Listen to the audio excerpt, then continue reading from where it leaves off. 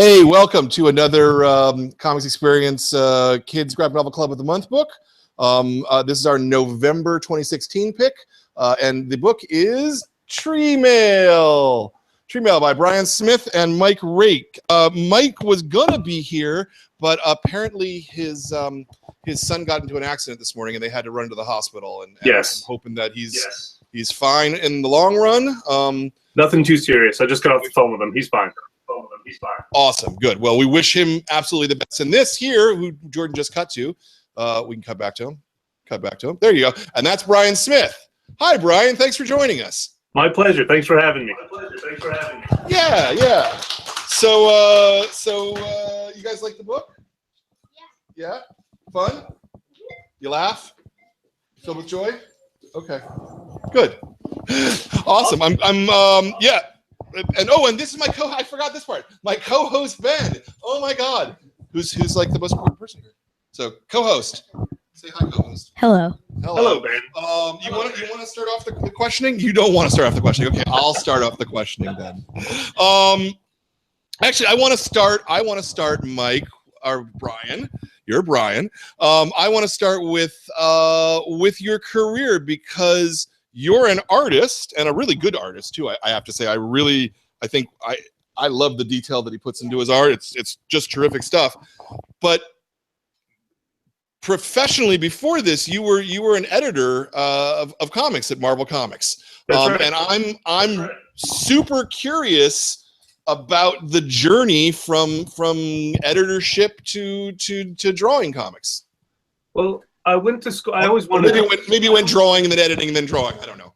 Yeah. I always wanted to write and draw comics. Originally, I started off wanting to do comic strips because that's what I had the most access to. But eventually, my parents let me be serious about what I wanted to do, and like I went to art school. I was in college. I got an internship. And I studied in there. And in the art returns department. And graduated. I worked for a little bit as a freelance illustrator. And an opportunity came around, and I got to know all those people. So it was a great job. I got to do a lot of talent. It wasn't exactly what I wanted. It wasn't exactly what I wanted to get to my own that I wanted to get out there. So after about 5 years at Marvel, I took a job at Marvel. I started writing novels with my own art, and then I started freelance right after that.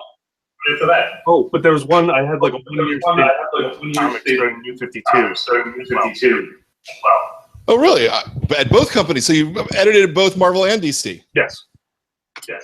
That's interesting. That's super interesting. That's not a lot of people do that. Yeah, not a lot of people. Mike also was an editor, yeah? Mike was my intern when I was at Marvel for 2 years. Funny. Yeah. Funny. Uh-huh. So we actually met there. We got to know each other. We had very similar sensibilities, stories we wanted to tell, and just in general, we became really great. With Marvel, we continued to work together. Stuff of Legends was probably the first thing we did together. Yeah. Stuff of Legends is this great comic book about stuffed animals, and it's just really cool. You guys like it a lot, I think. And that's something that you just wrote. So did you have any formal art training of any kind, or is this kind of something you just fell into? No. I had 4 years at FIT. Oh, okay. That's the Fashion Institute of Technology. Yeah. Yes. Is that right? Yeah. Which you can see. Very fashionable. Uh-huh. Mm-hmm. Very good. But the crazy thing about FIT is people realize it's not just an amazing fashion program, obviously, but the illustration program is top notch. They have probably the best toy program. So if you ever were interested in design, it's like the premier place to be. Like right to Hasbro and Mattel. Interesting. Did you take any of the toy design classes? No, I wasn't nearly as stressed. I was busy doodling, learn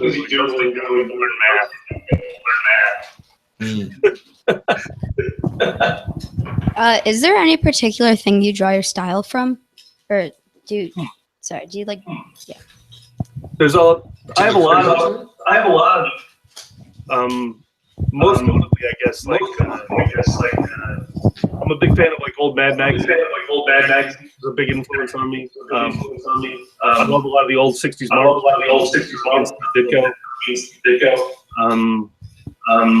A lot of some more modern cartoons.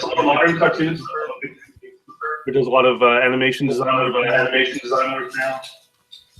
Yeah, I try to from all of the things that I liked when I was a kid. It's what I'm doing now. Good. Our Wi-Fi's a little. It looks like our Wi-Fi's a little not great. So if any of the adults in the room are still on your Wi-Fi here in the store, if you could shut it down, that would be awesome. Or if you're on our Wi-Fi, if you're on your own Wi-Fi, don't worry about it. Just connection, you know. Yeah. So was Stuff of Legend the first comic that you guys did? Is that right or not? I think it's the first thing that we collaborated on. Mike had done some things, and I had done some things. That's the first, like, kind of create our own independent thing. What was the experience of that like? It was. I mean, it's great. It's hard working with somebody on such a project that you're very passionate about. Definitely, we've had our ups, we've had our downs, as far as like ideas. But at the end of the day, we respect. The ideas that are back and forth. And just let the other person forward, and you kind of take your own ideas. It's fun. I love. Yeah, because that was. I love that part. It seemed to me like. It seemed to me like it was a relatively successful comic, so that must have been satisfying to have something like that, you know, out of the gate with a lot of attention and a lot of eyes on it. Yeah, absolutely. Cool. Yeah, man. Was there any? Do you like drawing bright, colorful more than sort of like dim and dark? Yes, very much. I like. I tend dark stuff. I do some work for Creepy. I do like monster pinups and stuff. Like, that's very different than what I do for Tree now. I think the ability to kind of around styles and like do styles and less detailed stuff. It's actually afforded me a lot of opportunity to do different things. Yeah. You not only drew Tree Mail, but you also colored it. Yes. Are you working fully digitally? Are you penciling and then scanning it in? What's your process like? Tree Mail was a very interesting thing, and I had a very distinct look that I wanted right off the bat. I wanted to feel like an animated, feels from an animation. So what I did was I penciled like tonally, and scan those into the computer, and make them look like set pieces. And all the figure work are just traditionally inked figures put on top of those backgrounds, almost like animation. So I think I was able to achieve a pretty distinct look. Yeah, no, and when you point that out, I can actually see it when you know, when you look at it, when you know that, then you can see that that's how you did it. Did you have any problem in terms of scaling the figure to the background? Oh no! Actually, when I laid out the pages, I drew everything in one shot, so I knew how big the figure was. I knew how big the background images. But what it did afford me was the backgrounds are complete behind the figures. If there were any weird tangents, I was able to slide the figures over and move them around. Because there was a full background behind them. Right. That's interesting. That's an interesting process. I think that's the first time we've heard that from anyone. I like that. So, hi, how are you? You went out a little bit when you described the scanning into you said it takes your pencil drawings and converts it to some format. Yes. It sounded like centipede format. Is that? Oh no. But I just take like a full pencil drawing, like on 11 by 17 sheet of paper, scan that into my computer, and then I start digitally painting over that. oh, neat. Okay, Cool. thank you. And as I say, when you look at the page, you can see that. I mean, particularly like on a page like that, you can see where it's been digitally painted on top of pencils, as opposed to there's hard line work there, right? And then you've got all the penciling in the back of the book. Which is, What's that? Yeah, that's the pencils at the back of the book. Oh, cool. Yeah, the rough sketches. Yeah. Mhm. That's it. So let's take just sort of the example panel there, which is is that the first page? Yes. Yes. So you pencil this out and you scan it in. But you said you treated the foreground characters separately. So can you explain that a little clearer to how you make that work? That page that you're looking at, that's my initial thumbnail for the entire book. So I'm laying out the story there. There's a stage after that where I go in, blow that and do my full rendering of the background. I see. Okay. So and then I see. I take that same initial drawing, and that's where I ink my figures out. So paper. Yeah, no, because if you compare the two pages, it's pretty clear that there's pretty large differences between what's, for example, just as a small example, he's got question marks coming out of his head in panel 2 because he's like, what's going on? Yeah. But that's not in panel 1 at all, and the figure is he's facing the different direction, and yeah, that's neat. Oh, that's neat. Super neat. Super neat. What's the division of work with you and Mike on this? How are you writing it together, or is Mike doing a pass and then you're drawing? What's the process there? We start off with just a phone call. Like, okay, this is what we think the story should be, and we throw out a lot of ideas and we take notes through the call. And then one of us, why don't we just flip a coin? Whoever's got more time, really, kind of compiles that conversation into an interview. And then we look at that together. A real plot. And most on female, especially, I think I did all the plotting as far as like the story, and just the big beats of where the characters go. And Mike handled most of the dialogue. So it was it's a little different because I was drawing this. Where we have Charles drawing that. On dialogue and but because I was drawing it, you're drawing it. Makes it onto the page. I'm like, oh, hey Mike, what about this joke? A lot of it was visual, as passing back a Word document.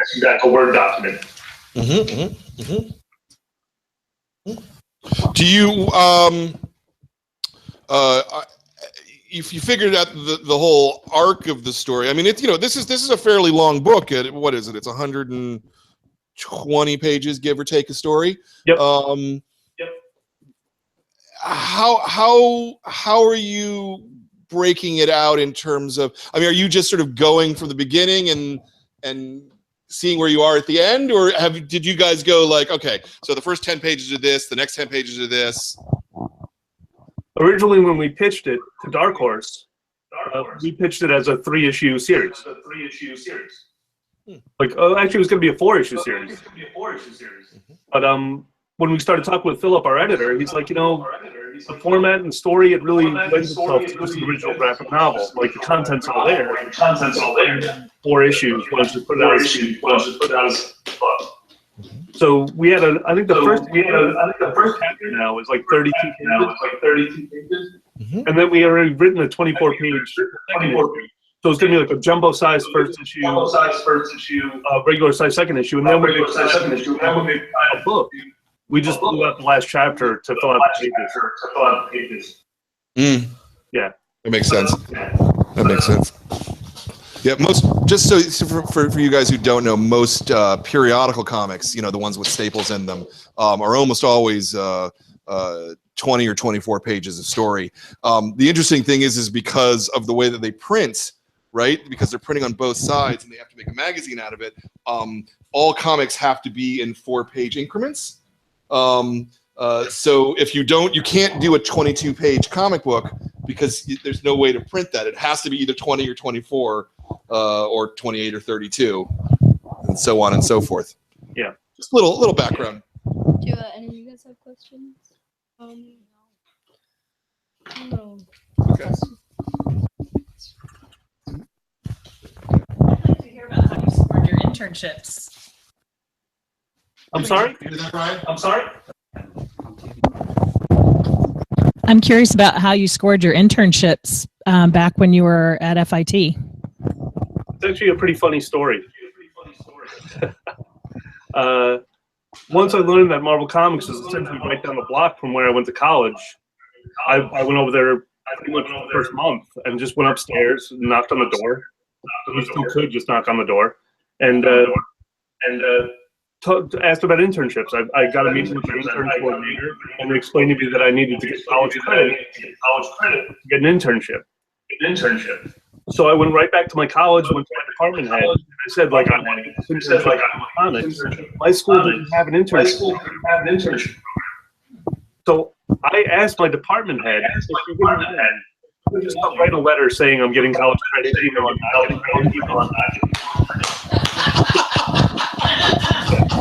because I really wanted to get in there. God bless her, she did it for me. Then it was hard to get me out of the building. Once I was up there, it was great. The art returns department at first. So this is back when people are actually still physically sending artboards into the company to get them photographed and scanned and whatever. And it was my job as an intern artwork and mail it back to the artist. But I got to handle all the all I did was make photocopies of every copy. It was a really unique experience, and I really had a lot of fun with it. Yeah. I've been in the Marvel or DC offices a couple of times, and obviously it's not the same thing as working there, but it is really, really cool to handle the original artwork that the artist did. And sometimes, more and more artists are working natively digital, so there's not actually any original artwork anymore. And I feel that that's something that's kind of missed. I gotta say. I learned so much just by handling the boards, and you look at John Romita Jr. pages with Klaus Janson, and you see how Klaus is actually cutting the boards with a razor to get that rain effect, and things I never would have figured out on my own unless I actually saw it myself and realized how they were doing it. Yeah, it's super informative. Yeah. Jordan's asking me to hold on for 1 second. Is there something you can do backstage to pump that up? No, he's there. Oh, no, he went away. Is he coming back? He's back. Okay. All right. Hopefully that's a little smoother there. The technology. Technology is great, right? But it also does these things where it messes up sometimes. What do you think a better writer, better artist who were an editor and were able to see that side of things? I think my editorial experience allows me to kind of take a step back and not take everything so preciously. And I think a lot of artists and writers fall into that trap, where it's this is. Especially if you're writing something like Spider-Man. Spider-Man is an icon. He's been around. He'll be around forever. So we have this opportunity to work on this character. The character outlives us all. So do the best you can. But you know there's going to be other people want to be involved in the process for whatever reason. So I learned it pretty early that even the best idea of post might not be the best fit. Yeah, sure. Is it more satisfying to work on your own material, or is working on a Spider-Man just, you know, a dream come true? So that can you talk about the difference between those two experiences, I suppose? I think I keep a pretty level head about it. I try to anyway. Like, I've had the opportunity to work on so many things I care about. I drew the Mad Balls. I wrote the Voltron. Things that mattered to me. These are great opportunities. And I realized I need to do a job, and I want to do the best I can. But at the end of the day, the client, whatever the client wants, that's something that I have to address. But when it comes to my own stuff, like a character that only I know about, it's great to have that outlet to just like do what I want and like not have all the heaps and like obstacles to overcome. Yeah, I imagine. I like them both though. I'm writing some Spider-Man stuff right now for overseas magazine. They're doing like Ultimate Spider-Man comic based on a cartoon, and I'm writing 11-page stories for some magazine. So Spider-Man. How do you divide your day in terms of writing and drawing? Do you do mostly drawing, mostly writing? How's it work for you? It boils down to deadlines and like I do a lot of juggling. You know, like day to day, there's a lot of things that have to get done. I try to stick with one thing and just finish it, as opposed to like kind of like I'll draw a page, then go write a page, draw a page, write a page. I'll try to do things in at least 6-page chunks. Makes sense. You got something else? No? I'm still thinking. You're still thinking. Okay. Anybody else got another question? Yeah, who's the character behind you? Did you hear that, Brian? No. Who's the character behind you? Somebody behind me? Oh, that guy. That's a local artist and a good friend of mine. When I moved into my new office space, he has a giant printer in his garage. Like he could print giant stuff. So he gave this to me to hang up in the office. And like my workstation is pretty much like right there. So I feel like he's staring at me all the time, so I gotta get my work done.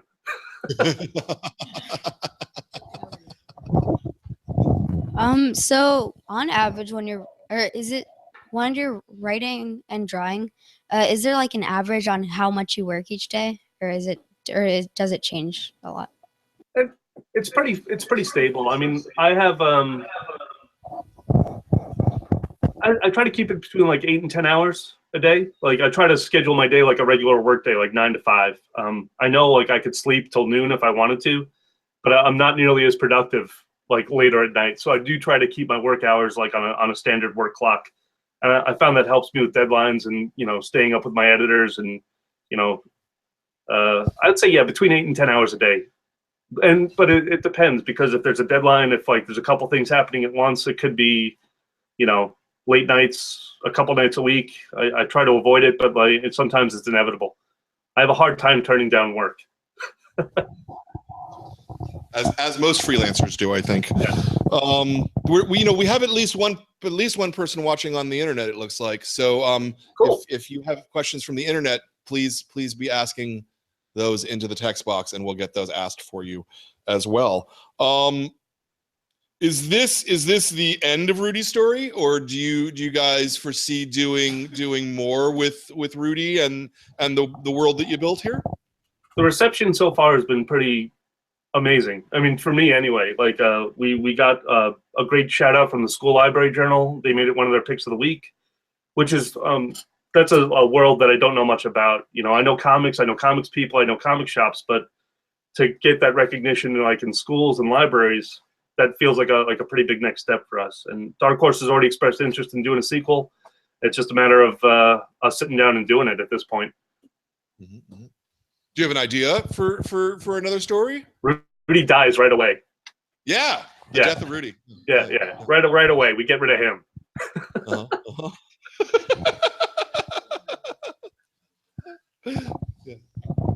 So how long did it take you guys to make this book, like start to finish? Oh, it's a good question. This is an idea that me and Mike had written down before Stuff of Legend. So this is going back at least 6 or 7 years.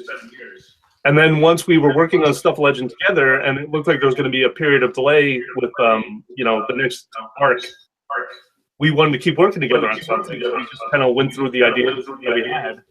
And Tree Mill is something that we felt strongly about. All told, I think it took me about a year, not like a year constantly, but about a year working like between other gigs to get all the artwork done. And story-wise, like writing-wise, it probably took us like 2 or 3 months to hammer out the plots and the scripts.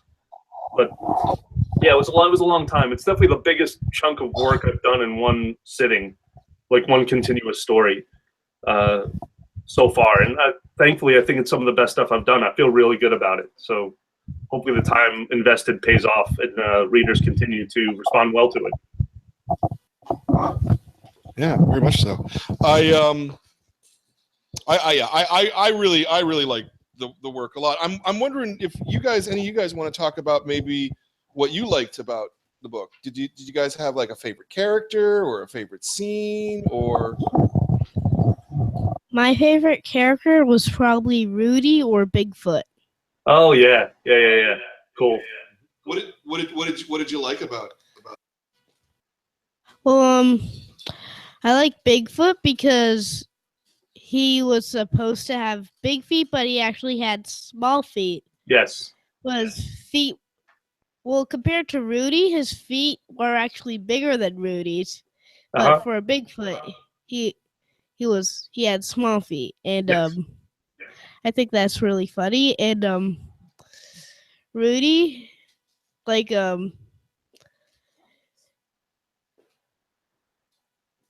so he like when like he doesn't really pay attention to what's going on around him. It's like where he doesn't really pay attention because he doesn't realize that the people are trying to get rid of him. And he's just like, okay, I'll do it. Yes. It's funny. It's funny stuff. I agree. I think my favorite character might be the fruit bat because yeah, he's very uncooperative. And that makes him Yes. funny. Yeah, no, I thought he was really funny too. I agree. Yeah. Did you want to say something? Oh, you didn't read the book? Okay. But it looks good, right? Looks good. Cool. How about y'all? You guys got anything you want to say? Or you just want to be quiet? You can be quiet, it's fine. It's all good. It's all right. All right. Very good. Cool. I don't know. What else do we have to ask? I feel like I've gone through most of my questions. Mad Magazine, I can see that with a lot of the background jokes and stuff. Are you a fan of Warner Brothers cartoons, that kind of thing? Very much so. Yes. Yeah. I see a lot of animation influence in here. One of my favorite things when I was a kid, when I was reading like Spider-Man especially, is when they would do those multi-figure panels. Like where Spider-Man is jumping up around and you follow the trail, and I'm like, that is a perfect illustration of how this character works. And, like the closest you're gonna get, at least at the time, to like an animated Spider-Man. I love that stuff. And I tried to do that a bunch in this book because it really spoke to me when I was a kid, like visually, like, oh wow, yeah, I can see this, how it works, and how his body works, and the dynamics of the jumps. So yeah, I tried to do a lot of that. But yeah, what else? A lot of the Warner Brothers animators, Disney animators. Like I said, I try to pull from stuff that I loved from when I was a kid. And try to put that into the work. Yeah. Yeah. No, I see that particularly with Rudy. He's really all over the place and just a ball of energy, just going from one place to another all the time. That's really cool. Good. Okay. I don't know that I have anything else to ask. I was hoping you guys would have more questions. So are you located on the East Coast? Yes. And is Mike is on the West Coast? No, he's on the East Coast as well. Oh, okay. All right. Yeah. All right. We, Great. So do you guys work remotely, or are you guys in close proximity where you can get together and collaborate? When we were both working in Marvel, I was living on Long Island, and Mike was living in Westchester. So we were all like really close together. Mike is originally from Syracuse, New York. Sure. And I have since moved. I'm in Greensboro, North Carolina now. So we do a lot of this. That's great. Yeah. Do you guys do video calls or just phone calls? Phone calls, sometimes video calls when I forget what he looks like. After a while. Do you think it's easy to communicate over the phone or video call? Like, does that work well for you? Yeah. Video call is nice, and because I can go sit over there and draw, and it's like having somebody in the room with me. You know, it's like I don't have to be like I can free up my hands, I can free up my brain, get some work done. So we do a lot of stuff like this. Do you guys ever like act out parts? You know, like particularly with some of this Rudy stuff, it seems like you could. And he does this. Yeah. I do. I have that old. There's an old animator trick. Not a trick, but I guess it's a tool where you keep a mirror near your drafting table. So that way you can actually, you get those expressions down and actually like reference your own. I've been compared to Rudy quite a bit because I am slightly like a lot of this, a lot of hand with this, and I'm like, but I'll take those compliments. I'll take them as compliments. Yeah. If and actually, particularly since you have experience as editor, you're probably really suited to answer this question. What would be your suggestion or your best tip to someone who's looking to break into comics? I used to do portfolio reviews for Marvel at conventions. I used to take writing samples and read them. The best thing, and it's easier now more than ever, just to make comics and get them out there into the world. With all the social media aspects, how people are interacting with each other. I think the best thing you can do is just have an idea, make it, and let people read it. It's not going to be the best thing you ever did. I mean, I still have a billion bad ideas myself. But the important part is getting that first work done, and then building off of refining your ideas, refining your skills, and moving forward. But if you never make that first comic, man, you're nowhere. You're not getting anywhere. You got to make comics. Yeah, no, I agree. Are any of you guys in here? Are you guys doing comics your own at all? I used to do it more, but I kind of stopped for a little bit, and now I'm getting into it again. Cool. Yeah, encourage you to do comics, man. I always do. Much as you can draw and express yourself, that's always a great thing. And the great thing about comics is that anybody can do comics. You just need a piece of paper and a pencil. Exactly. That's the equipment. Yeah, I don't have an animation studio. I don't have $1 billion budget to make special effects. I just practice making comic books, and I can achieve all those things in a story pretty much just here in a room by myself. Yeah, please. What inspired you to start drawing as a kid? I think most kids draw, right? Like most kids start off drawing. That's a part of school culture. It's like everybody draws, and then little by little you either fall out of it, or you get lucky and somebody says, "Hey, that looks pretty good," which is what happened to me. I'm convinced. All it took was a little encouragement early on, and I was like, "Wow, okay, maybe this is my thing. Maybe I can draw." And then I started reading more comics and looking things, and it felt like something that I could. So I really encouragement early on by an art teacher, and I was off to the races. Yeah. You agree with that? Yeah. Yeah. Good, Dad. You got anything else to say? Come on, say something. Sorry, I don't mean to put you on the spot. All right. Well, I think if nobody else has any other questions, yeah, go, please. how do you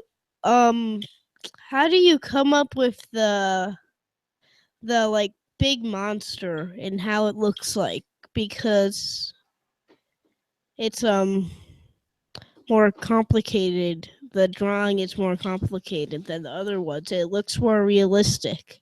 Yeah, I that was like, definitely. yeah. I enjoy doing stuff like that, like the juxtaposition of like realism versus like the cartooning. That was definitely probably that doesn't really make sense.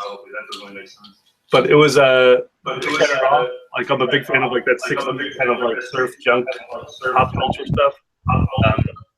I did a whole series of SpongeBob illustrations. One was like that Hot Rod, Big Daddy Roth style, and I've always enjoyed doing that. So, and I'll turn it this way. There's some like weirdo, like I don't know if you know that stuff, but that's like some more detailed, like detail work that I've done in the past. Not the Jack Kirby stuff. I can't take credit for that.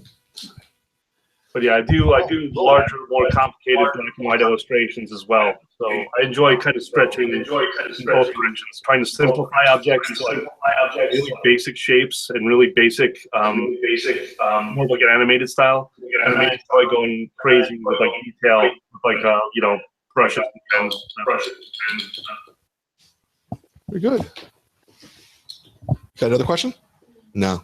All right. Well, Brian, I want to thank you for your time here. I really love Tree Mail. I thought this was a great book. We've gotten just a great response from the kids on it. So, awesome. yeah, I mean, we'd love if you guys did more of this. This is good stuff. And thank you for participating. No, really, thanks for the support. This it's a big book. It's probably the biggest thing me and Mike have done individually together so far. And the fact that like we have opportunities like this, just talk about it and maybe get some kids interested in comics. That's awesome. So thank you. Yeah. Thank you. Yeah. No, we love kids doing comics. That's one of our favorite things here. And I want to remind everybody that our next meeting is January 8th, where we have Jeffrey Brown, who is also he's a really big author. He's not quite as big as Raina, but he's pretty close, I'd say. Yeah. And he's going to be here live and in person on January 8th for you guys. So we have the book behind the counter, and most of the kids aren't going to get until next Tuesday. But since you guys are here, we're going to give it to you today. So to be able to do that. So I hope you guys can all join us for that. And for Lucy and Andy Neanderthal. And we will see you next month with another Graphic Novel Club meeting.